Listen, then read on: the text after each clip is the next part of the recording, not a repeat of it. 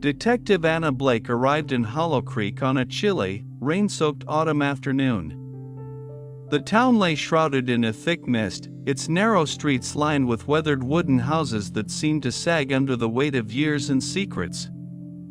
The dense forest surrounding the town pressed close, as if guarding the mysteries hidden within. Anna had been dispatched to investigate the disappearance of Lily Carter, a 17-year-old girl who had vanished 3 weeks earlier without a trace. From the moment Anna stepped off the bus, she felt the town's wary eyes upon her. Hollow Creek was a place where silence was a language, and questions were unwelcome. The local police were overwhelmed, and the residents spoke in hushed tones, careful not to reveal too much. Lily's family lived near the edge of town in a modest house shaded by towering pines. Robert Carter, Lily's father, was a burly man whose hands bore the calluses of decades spent logging. His wife, Susan, was a soft-spoken schoolteacher, her eyes shadowed by worry that seemed to deepen with each passing day. Their home was neat but cold, the air heavy with unspoken tension. Anna's first visit was to the Carter household. Susan greeted her with a tight smile, her voice trembling as she recounted Lily's last days. She was different, Susan said, wringing her hands. Quiet, distracted, afraid of something she wouldn't tell me. Robert sat silently, staring at the floor. When Anna asked about Lily's friends or any recent troubles, his jaw tightened. She was a good girl. No enemies. Nothing like this should happen here.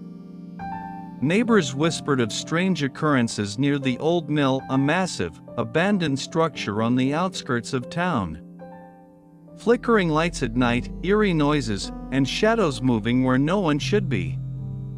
The mill had been shut down for decades, but it was a place steeped in dark history.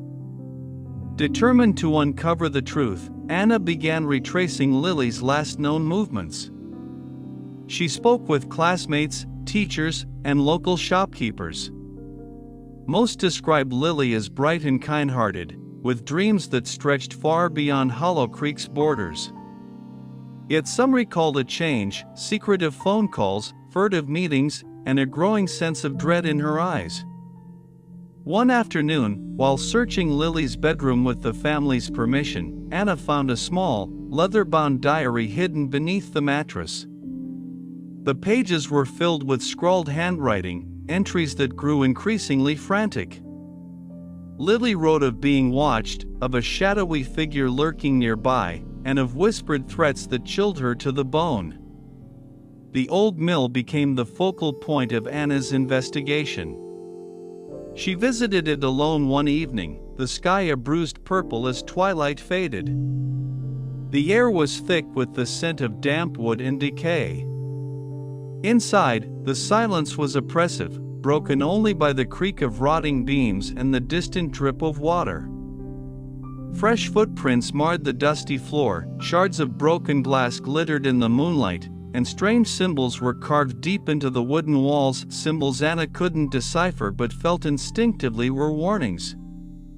On that night, as the wind howled through broken windows, Anna thought she heard whispers carried on the breeze, voices pleading, warning, or perhaps calling for help. She shivered and pressed on, her flashlight beam cutting through the darkness.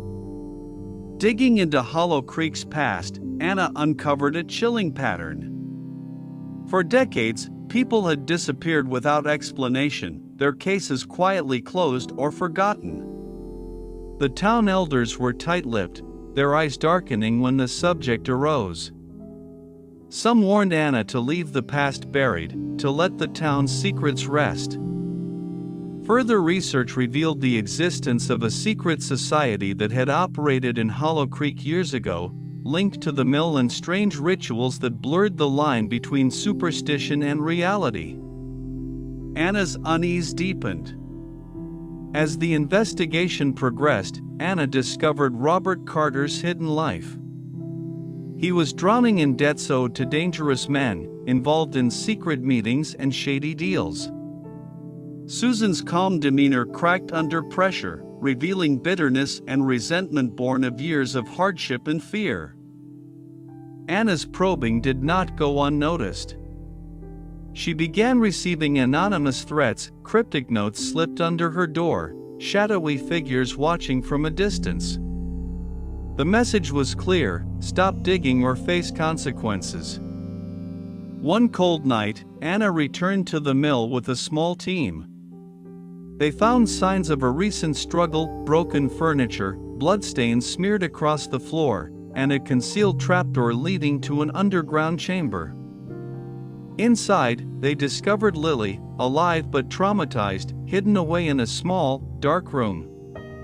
The evidence they uncovered implicated several town officials in a conspiracy to cover up crimes and disappearances that spanned generations.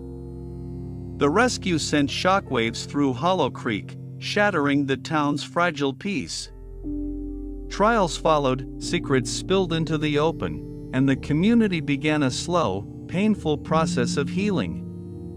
But the scars remained a reminder of the darkness that can lurk beneath even the quietest towns. Anna stood outside the courthouse one crisp morning, watching as the sun rose over Hollow Creek.